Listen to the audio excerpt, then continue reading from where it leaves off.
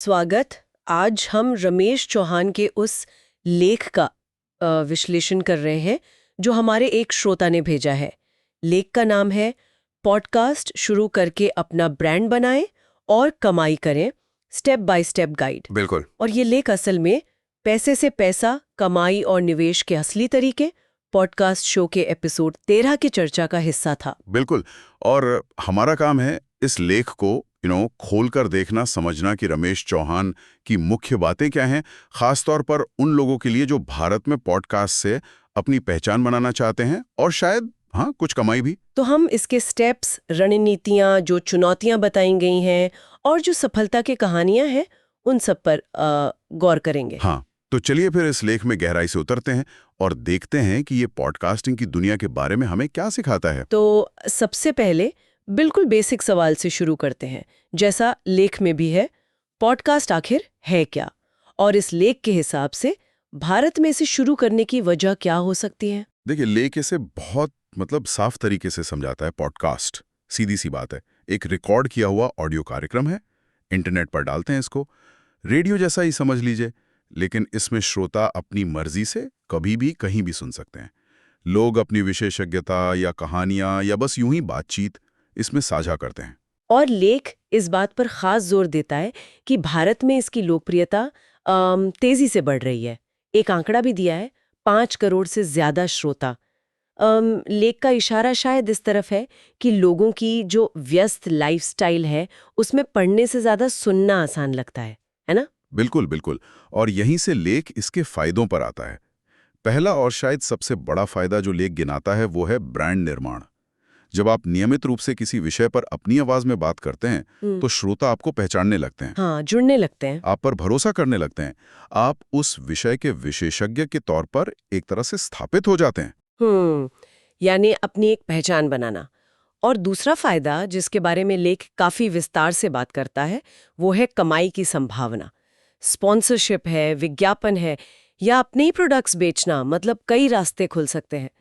लेख में एक शिक्षक का उदाहरण भी है जो बच्चों के लिए एजुकेशनल पॉडकास्ट शुरू करके न सिर्फ उनकी मदद करता है, बल्कि अपनी एक प्रोफेशनल पहचान भी बनाता है। सही। और लेख की एक जरूरी बात यह भी है कि ये शुरुआत को बहुत मुश्किल नहीं बताता।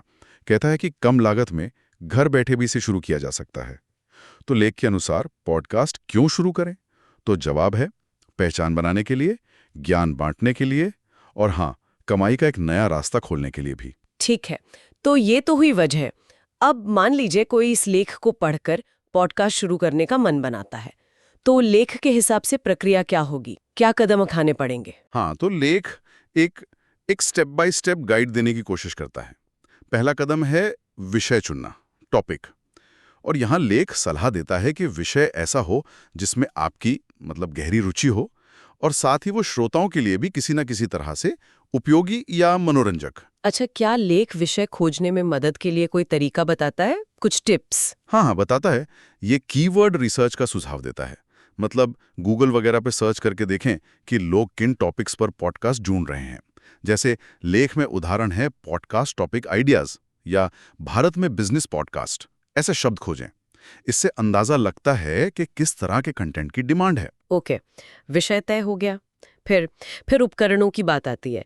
इसमें लेख क्या कहता है? क्या बहुत खर्चा करना पड़ता है शुरू में? नहीं, लेख के हिसाब से तो शुरू में ज्यादा खर्च की जरूरत नहीं है।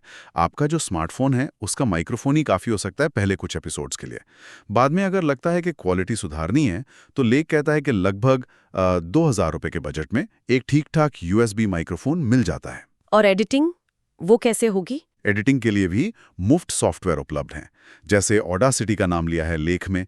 ये ओपन सोर्स है, मुफ्त है और इसे सीखना भी आसान है, ऐसा लेख कहता है। तो तकनीकी दिस से देखा जाए तो बहुत बड़ी रुकावट नहीं है।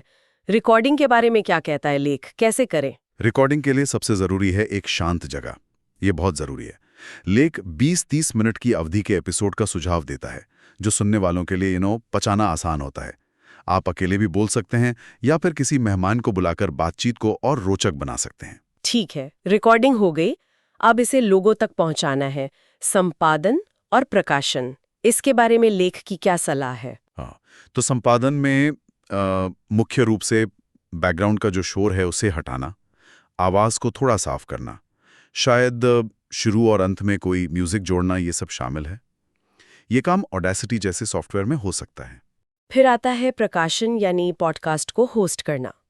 इसके लिए कई प्लेटफॉर्म्स हैं। स्पॉटिफाई फॉर पॉडकास्टर्स, पहले anchor, Apple podcast, Google podcast. हाँ, एंकर का नाम लेख में खास तौर पर है, शायद इसलिए कि वो मुफ्त है। हाँ बिल्कुल, लेख एंकर अब स्पॉटिफाई फॉर पॉडकास्टर्स का जिक्र करता है क्योंकि ये मुफ्त होस्टिंग और डिस्ट्रीब्यूशन की सुविधा देता है।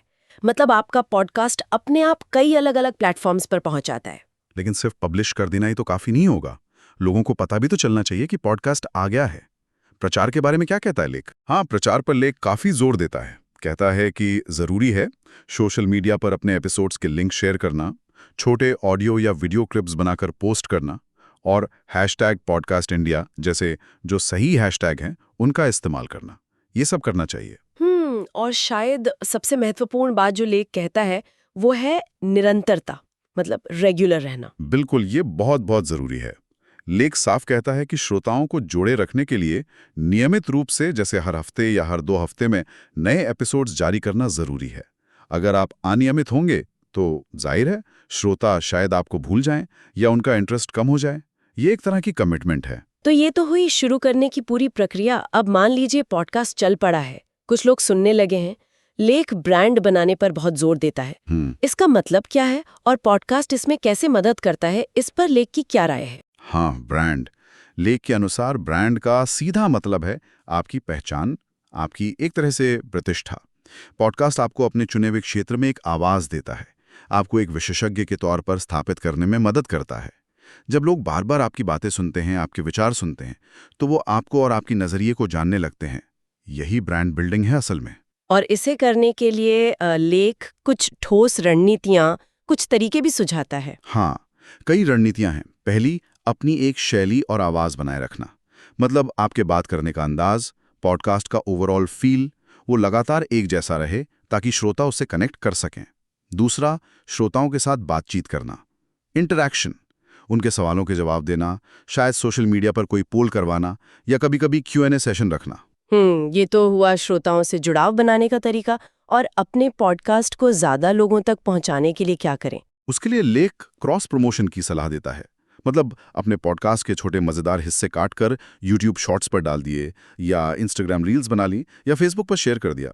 इससे क्या होता है कि उन प्लेटफॉर्म्स के यूजर्स को भी आपके पॉडकास्ट के बारे में पता चलता है। साथ ही SEO यानी सर्च इंजन ऑप्टिमाइजेशन का ध्यान रखने को कहा गया है। SEO, ये शब्द पहले भी आया था। लेख इसे पॉडकास्ट के संदर्भ में कैसे समझाता है? SEO मतलब सर्च इंजन ऑप्टिमाइजेशन। सीधा सा मतलब है अपने पॉडकास्ट और उसके एपिसोड्स को इस तरह से बनाना और डिस्क्राइब करना कि जब लोग गूगल या पॉडकास्ट ऐप्स में उससे मिलते जुलते विषय खोजें तो आपका पॉडकास्ट आसानी से मिल जाए। लेख उदाहरण देता है कि एपिसोड के टाइटल और डिस्क्रिप्शन में सही कीवर्ड्स का इस्तेमाल करें। जैसे अगर आप बिजनेस पर पॉडकास्ट बना रहे हैं तो भारत में बिजनेस पॉडकास्ट टिप्स जैसा कुछ टाइटल में हो, या शुरुआती लोगों के लिए स्टॉक मार्केट इन्वेस्टिंग। अच्छा, और क्या तरीके हैं ब्रांड बनाने के? लेख कहता है गेस्ट इंटरव्यूज करें, मेहमानों को बुलाएं। इससे 2 फायदे होते हैं।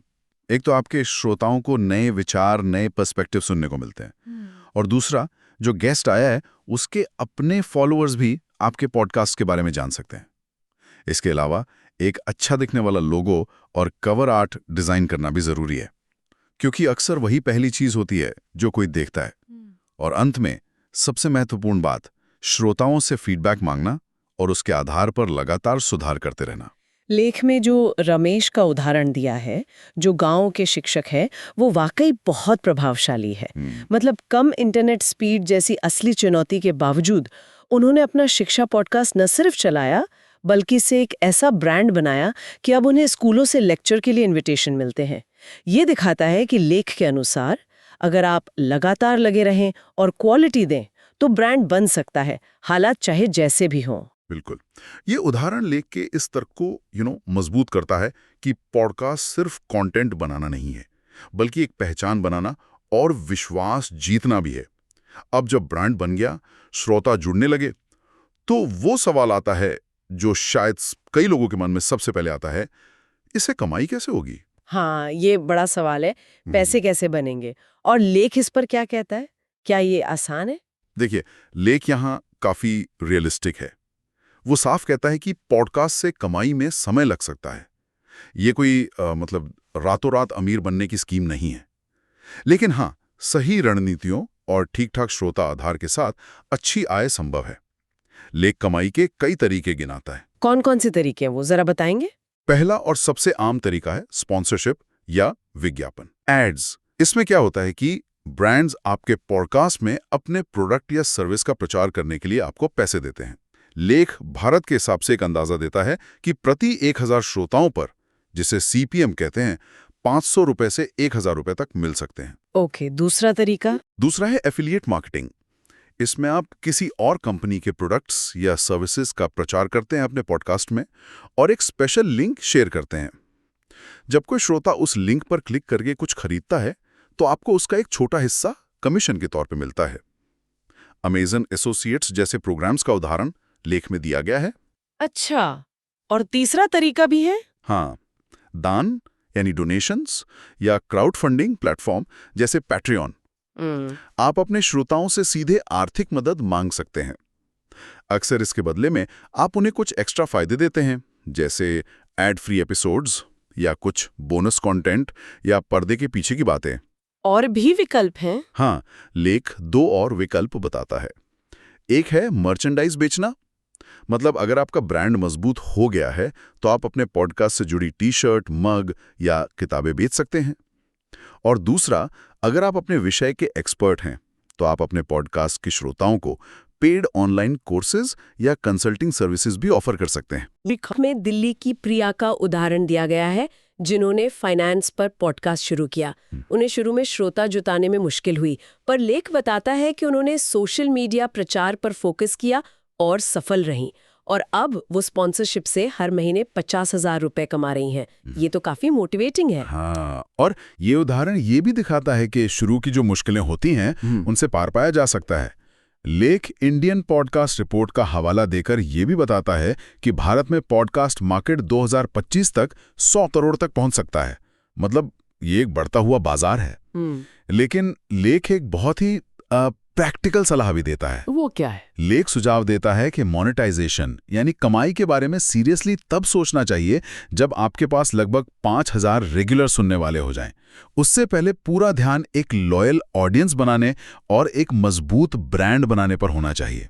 ये एक बहुत जरूरी बात है। पहले वैल्यू दें, फिर कमाई के बारे में सोचें। ये वाकई एक जरूरी सबक है, खासकर उनके लिए जो शायद तुरंत नतीजे चाहते हैं। लेकिन इस सफर में, जैसा कि प्रिया और रमेश के उदाहरणों से भी पता चलता है, मुश्किलें तो आएंगी ही, चुनौतियां। लेकिन इन आम बाधाओं और उनके समाधानों के बारे में क्या कहता है? हाँ, लेख कुछ आम चुनौतियों को मानता है और उनके हल भी सुझाता है। पहली चुनौती, श्रोता बनाना मुश्किल हो सकता है। लोग मिलेंगे कैसे? इसका समाधान लेख देता है। अच्छा एसईओ करना ताकि लोग सर्च करके ढूंढ सकें। दूसरे पॉडकास्ट पर मेहमान बनकर जाना ताकि उनके श्रोता आपको जानें। और अपने कंटेंट को अलग अलग सोशल मीडिया प्लेटफॉर्म्स पर लगातार शेयर करना, क्रॉस पोस्टिंग। दूसरी चुनौती क्या हो सकती है? शायद टेक्निकल चीजें। बिल्कुल, तकनीकी समस्याएं, रिकॉर्डिंग की क्वालिटी ठीक ना होना, एडिटिंग सॉफ्टवेयर न समझ आना, होस्टिंग प्लेटफॉर्म चुनना, ये सब शुरू में डरावना लग सकता है। इसका समाधान लेख बताता है सीखना। ऑडेसिटी जैसे मुफ्त टूल के लिए यूट्यूब पर बहुत सारे ट्यूटोरियल हैं। शुरू में सिंपल रखें और धीरे धीरे अपनी स्किल्स बढ़ाएं। और समय, नियमित रूप से एपिसोड बनाने के लिए समय निकालना, ये भी एक चुनौती होगी, है ना? हाँ, समय प्रबंधन एक बड़ी चुनौती है। लेख इसके लिए बैच रिकॉर्डिंग का सुझाव देता है। मतलब एक बार में बैठें और कई एपिसोड्स रिकॉर्ड कर लें। इससे हर हफ्ते रिकॉर्डिंग का प्रेशर कम हो जाता है। साथ ही अपने शेड्यूल में पॉडकास्ट के लिए एक फिक्स टाइम निकालना भी जरूरी है। और चौथी चुनौती, जिसका हमने पहले भी जिक्र किया, कमाई में देरी, मोनेटाइजेशन में देरी। सही कहा। इसका समाधान लेख देता है, धैर्य रखें और अपनी प्राथमिकताएं सही रखें। पहले एक भरोसेमंद, वैल्यूएबल ब्रांड बनाने पर ध्यान दें। जब आपके पास एक डेडिकेटेड ऑडियंस होगी तो कमाई के मौके अपने आप ज्यादा होंगे और आसान भी। रमेश की कहानी फिर से यहां काम आती है। उन्होंने कनेक्टिविटी की प्रॉब्लम का हल मोबाइल हॉटस्पॉट से निकाला। लेख का मैसेज है, जहां चाह वहां राह। समाधान अक्सर क्रिएटिव सोच से मिल जाते हैं। इन सब कामों को करने के लिए रिकॉर्डिंग, एडिटिंग, होस्टिंग, कुछ टूल्स और रिसोर्सेज की जरूरत तो पड़ेगी। लेख इस बारे में क्या मार्गदर्शन देता है? हाँ, लेख टूल्स और रिसोर्सेज दोनों पर बात करता है। टूल्स में जैसा हमने पहले कहा, शुरुआत मुफ्त या कम लागत वाले ऑप्शन से हो सकती है। एडिटिंग के लिए ऑडेसिटी जो मुफ्त है, होस्टिंग, डिस्ट्रीब्यूशन और शुरुआती मोनेटाइजेशन के लिए स्पॉटिफाई फॉर पॉडकास्टर्स, एंकर जो कि मुफ्त है। और अगर कोई थोड़ा और प्रोफेशनल सेटअप चाहता है तो लेख बज़स्प्राउट जैसे पेड होस्टिंग प्लेटफॉर्म का जिक्र करता है, जिनकी सर्विसेज लगभग 1000 रुपये प्रति माह से शुरू होती हैं। ये अक्सर कुछ एक्स्ट्रा एनालिटिक्स या सुविधाएं देते हैं, लेकिन लेख का जोर यही है कि शुरुआत मुफ्त साधनों से आसानी से हो सकती है। ठीक है। और सीखने और प्रेरणा पाने के लिए संसाधन, रिसोर्सेज। लेख कई स्रोतों का सुझाव देता है। ऑनलाइन ट्यूटोरियल्स, खासकर यूट्यूब पर, जैसे आप सर्च कर सकते हैं पॉडकास्ट शुरू कैसे करें हिंदी में। प्रेरणा और भारतीय पॉडकास्टिंग की दुनिया की जानकारी के लिए पॉड बाजार जैसी वेबसाइट हैं। कुछ किताबों का भी जिक्र है, जैसे द पॉडकास्ट हैंडबुक। और लेख कहता है कि शायद इसका मुफ्त PDF भी मिल जाए। और सबसे महत्वपूर्ण, कम्युनिटी। फेसबुक पर इंडियन पॉडकास्टर्स जैसे ग्रुप्स हैं, जहां आप दूसरे पॉडकास्टर्स से जुड़ सकते हैं, सवाल पूछ सकते हैं, अपने अनुभव शेयर कर सकते हैं। ये संसाधन तो काफी उपयोगी लग रहे हैं। और प्रेरणा की बात करें तो क्या लेख भारत से कुछ और सफलता की कहानियां भी बताता है? हाँ, कुछ बहुत ही इंस्पायरिंग उदाहरण है। अमित भटनागर का पॉडकास्ट है the seen in the unseen. ये इकोनॉमिक्स जैसे गंभीर विषय पर है, लेकिन उन्होंने इसके जरिए खुद को एक माने हुए विचारक के रूप में स्थापित किया है। लेख बताता है कि वो स्पॉन्सरशिप से लाखों में कमाते हैं। अरे वाह, ये तो काफी प्रभावशाली है। और कोई उदाहरण? श्रुति राजगोपालन का उदाहरण है। उन्होंने महिलाओं के लिए एक मोटिवेशनल पॉडकास्ट शुरू किया। लेख बताता है कि शुरुआत में उन्हें अपनी नौकरी के साथ इसे बैलेंस करने में काफ़ी चुनौतियां आई, लेकिन उनका डेडिकेशन रंग लाया और आज ये उनकी फुल टाइम इनकम का सोर्स है। यानी पैशन को प्रोफेशन में बदला जा सकता है अगर सही तरीके से किया जाए। बिल्कुल। एक और उदाहरण है सुनील का, जो बेंगलोर के एक छात्र हैं। उन्होंने टेक्नोलॉजी पर पॉडकास्ट शुरू किया और लेख के अनुसार अब वो एफिलिएट मार्केटिंग के जरिए हर महीने 20,000 रुपये कमा रहे हैं। ये तीनों उदाहरण, एक स्थापित विशेषज्ञ, एक प्रोफेशनल जिसने करियर बदला और एक छात्र, ये दिखाते हैं कि पॉडकास्टिंग का फील्ड कितना विविध है। इसमें अलग अलग बैकग्राउंड के लोग सफल हो सकते हैं। लेख का मुख्य संदेश लगता है कि समर्पण और लगातार कोशिश बहुत जरूरी है। सही कहा। और आखिर में लेख सिर्फ शुरू करने पर ही नहीं रुकता, बल्कि पॉडकास्ट को आगे बढ़ाने और बेहतर बनाने के लिए कुछ एडवांस टिप्स भी देता है। अच्छा, वो क्या है? पहला है इंटरैक्टिविटी बढ़ाना। सिर्फ बोलना नहीं, श्रोताओं को शामिल करना। जैसे एपिसोड में छोटे मोटे क्विज डाल दिए, क्या आप जानते हैं जैसा कोई सेगमेंट, या श्रोताओं से किसी टॉपिक पर उनकी राय पूछ ली। दूसरा, विश्वसनीयता बनाए रखना, क्रेडिबिलिटी। अगर आप कोई डेटा या आंकड़ा दे रहे हैं तो भरोसेमंद सोर्स का जिक्र करना। जैसे लेख में स्टाटिस्टा इंडिया का उदाहरण दिया गया है। और श्रोताओं के लिए कुछ एक्स्ट्रा वैल्यू देना? हाँ, ये भी एक सुझाव है। जैसे अगर आपने किसी मुश्किल टॉपिक पर बात की है तो शायद उसकी एक सिंपल चीट शीट या गाइड बनाकर डाउनलोड के लिए दे दे। लेख पॉडकास्ट एसईओ चीट शीट का उदाहरण देता है। इससे श्रोताओं को लगता है कि उन्हें सिर्फ जानकारी ही नहीं, बल्कि कुछ ठोस उपयोगी चीज भी मिल रही है। हाँ, ये तो श्रोताओं को जोड़े रखने के अच्छे तरीके हैं। और अपने पॉडकास्ट की प्रोग्रेस को समझने के बारे में क्या? तो उसके लिए लेख ग्रोथ को ट्रैक करने की सलाह देता है। गूगल एनालिटिक्स या जो आपका पॉडकास्ट होस्टिंग प्लेटफॉर्म है, उसके एनालिटिक्स का इस्तेमाल करके ये समझना कि कौन से एपिसोड ज़्यादा पॉपुलर हैं, श्रोता कहाँ से आ रहे हैं, किस शहर से हैं, ये सारी जानकारी आपको अपनी कंटेंट स्ट्रैटेजी को बेहतर बनाने में मदद करती है। तो रमेश चौहान के इस लेख के जरिए हमने भारत में पॉडकास्टिंग की एक तरह से पूरी यात्रा को समझा। क्यों करें, कैसे करें, ब्रांड कैसे बनाएं, कमाई के क्या तरीके हैं, क्या मुश्किलें आ सकती हैं और उनके हल क्या हैं, और सफल होने वालों से क्या सीख सकते हैं। ये वाकई एक काफ़ी डिटेल्ड गाइड है। बिल्कुल। और जो बात सबसे उभर कर आती है वो ये है कि भले ही शुरुआत आसान लगे, लेकिन सफलता के लिए धैर्य, निरंतरता और अपने श्रोताओं को समझना बहुत ज़रूरी है। रमेश, प्रिया, अमित, श्रुति, सुनील, इन सभी की कहानियां, जैसा कि लेख में बताया गया है, इसी बात पर जोर देती हैं। सही कहा। ये पूरी चर्चा एक तरह से उस लेख का सार ही है जो हमारे श्रोता ने साझा किया था। उम्मीद है इस विश्लेषण से उन्हें और बाकी सुनने वालों को लेख की मुख्य बातें और उनका मतलब समझने में मदद मिली होगी। अब उनके लिए और बाकी सबके लिए एक विचार छोड़ जाते हैं। हाँ, इस सारी जानकारी को ध्यान में रखते हुए ये सोचने वाली बात है, वो कौन सा अनोखा नजरिया, कौन सी अनकही कहानी या कौन सी खास जानकारी है जो शायद आप एक पॉडकास्ट के जरिए दुनिया के साथ साझा कर सकते हैं? कौन सा ऐसा विषय है जिस पर आपकी आवाज में बात होनी चाहिए, जिस पर शायद अब तक उतना ध्यान नहीं दिया गया हो? और जैसा कि लेख अपने पाठकों को आखिर में कहता है, अगर कोई विचार है तो अपना पहला एपिसोड प्लान करने की दिशा में कदम बढ़ाएं। शायद अपना पॉडकास्ट टॉपिक कमेंट्स में शेयर करें या उस पर सोचना शुरू करें, क्योंकि किसी भी सफर का सबसे जरूरी कदम तो पहला कदम ही होता है ना।